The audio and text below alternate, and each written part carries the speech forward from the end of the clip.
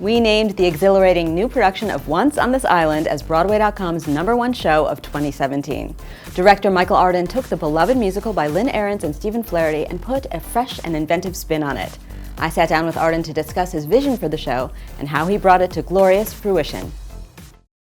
Michael Arden, thank you so much for coming in, because I'm delighted to tell you that Once on This Island was chosen as the #1 show by Broadway.com. I am overwhelmed.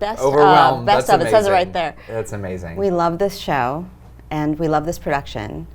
So I want to hear about how you came up with this vision, because this is a reimagining. This isn't just a revival.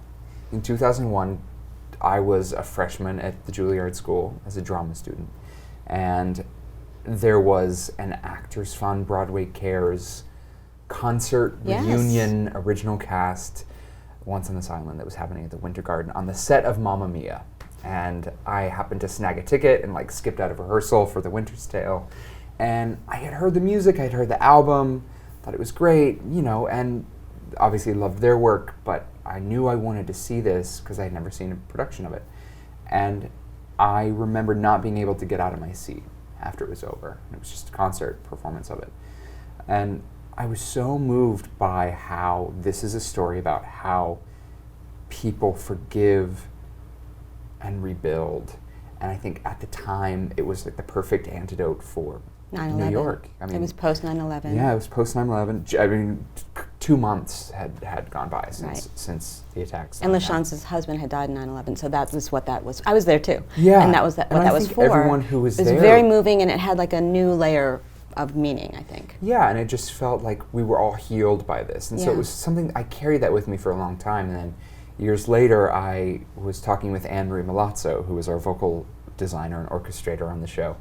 And I said, wouldn't it be cool to do Once on This Island in a parking lot with no instruments, with just voices and things we gather? And she said, yeah, that's a great idea. And we got together, we made 2 demos. We called Lilias White, came and sang on one, Josh Henry, Adrienne Warren, all these people. We got them together and said, let's make some a cappella demos. And I wrote a beautifully worded letter and sent it to Lynn and Steve and with these demos, and they were like, no, you can't do this.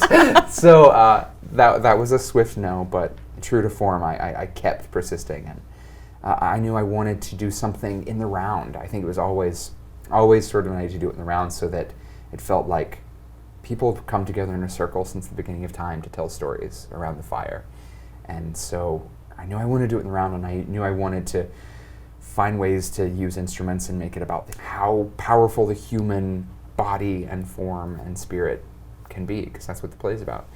And that was sort of my way in. And I think the sort of kernel of the idea remains. I was very privileged to interview Lynn and Stephen, and they said that you were in their ragtime concert, and you didn't give up. You were a dog with a bone. You really were tenacious about it. Yeah. So you really had a lot of vision for this, a lot of perseverance about it. Why? Because I think it's an important story. I think, unfortunately, it's a story that needs to be told. I mean, as long as there is injustice in the world, which is sort of hard to imagine a world without it, unfortunately.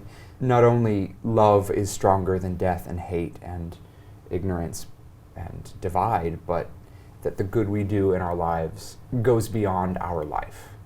This direction is very detailed and very different from the original production. Tell me where some of these images came from. Where did the goat come from? These, these details that aren't necessarily in the original script. I think the goat just wandered in one day. I wanted this production to feel very authentic and very real. And as I was doing research, and I said, I have to go to Haiti. I have to be there. This is where I think this takes place, and given the earthquake and storms that had happened there and how they were rebuilding. And so I called Ken Davenport, our producer, and I said, I have a crazy idea, and you're going to laugh at me, but I think Dane Laffrey, our set designer, and I need to go to Haiti.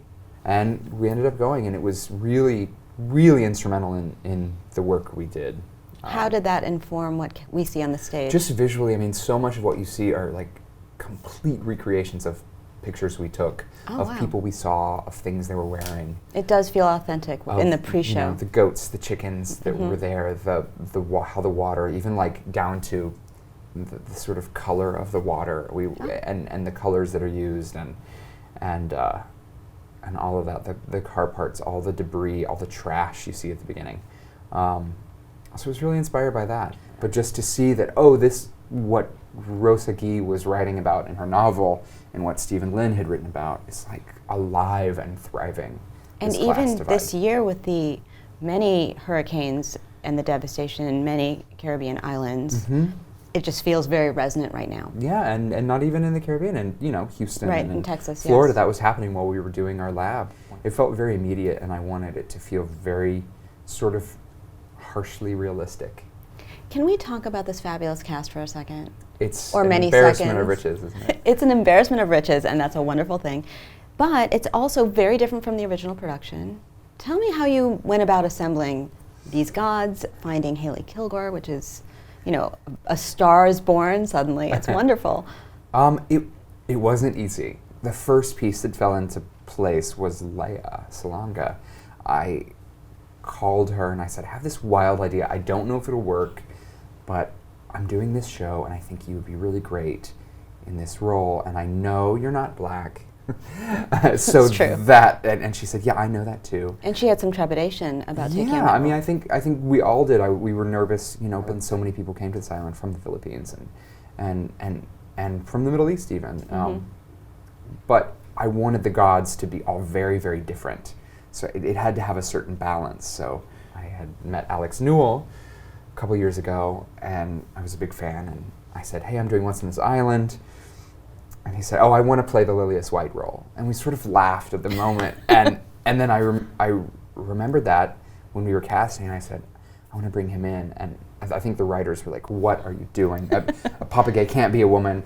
He can't be. But he came in and gave the best audition. I mean, you can't deny when you hear him sing Mom Will Provide that it's probably the greatest we'll ever hear it. So he sang that, and everyone was like, oh, okay, well, that's something. And it was exciting for me to say, like, hey, a gay man can be a mother. And a woman can be Papa Gay. And a woman can be a Papa Gay. And it's exciting to have these two women fighting over the fate of this young girl. And with Haley, I mean, I saw a video of her that was sent by a wonderful actor named Rodney Hicks.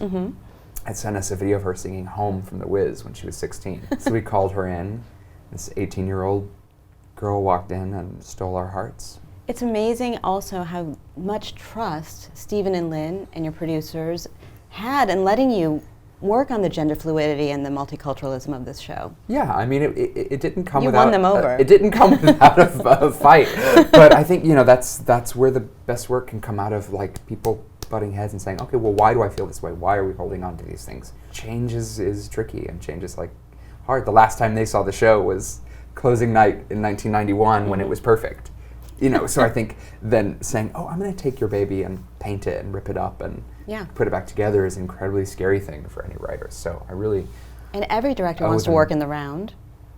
Always such an easy task. The show had to be in the round. I can't imagine it any other way. You're lucky that theater was available. I know. We built the model for Circle in the Square not knowing if it was available or anything. It was just sort of a pipe dream, and the gods smiled. The gods smiled. It's a wonderful production. Congratulations for being the best of the year, not just for us, but for a lot of publications. Well, thank you. It's such an honor. I mean, to just to be part of the Broadway community and bringing this show back with these particular people at this time, and to be welcomed like this is such an honor. Thank you for coming in, Michael. Thanks for having me.